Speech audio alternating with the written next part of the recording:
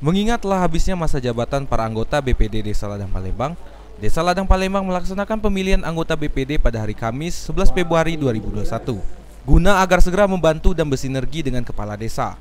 Pemilihan kali ini dilaksanakan di Balai Desa Ladang Palembang dengan pemilihan diwakili oleh perwakilan setiap dusun, tokoh-tokoh masyarakat, keterwakilan perempuan, dan para calon serta perangkat desa. Total pemilih yaitu 60 orang dengan calon anggota BPD yaitu 11 orang. Pemilihan kali ini dihadiri oleh PJS Kepala Desa Ladang Palembang, perangkat desa, Babinsa, para pemilih, serta calon anggota BPD. PJS Kades Ladang Palembang berharap agar ke depan anggota BPD yang baru dapat bersinergi dengan pemerintah desa untuk pembangunan di desa.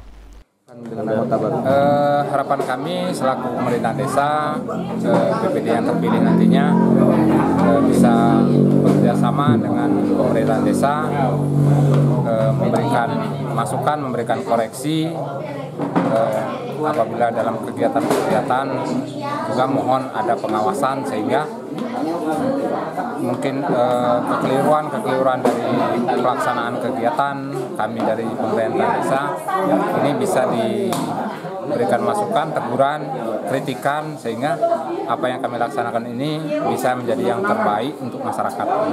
Peserta dengan perolehan suara BPD terbanyak yaitu Mardiono berharap agar segera bisa bekerja sama dengan pihak pemerintah desa untuk kemajuan dan pembangunan desa. Untuk menjadi ketua.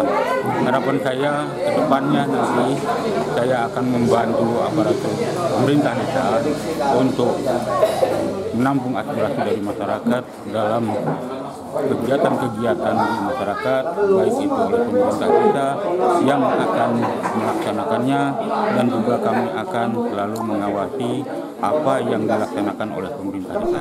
Dari Ladang Palembang, Tim Liputan Lebong TV melaporkan.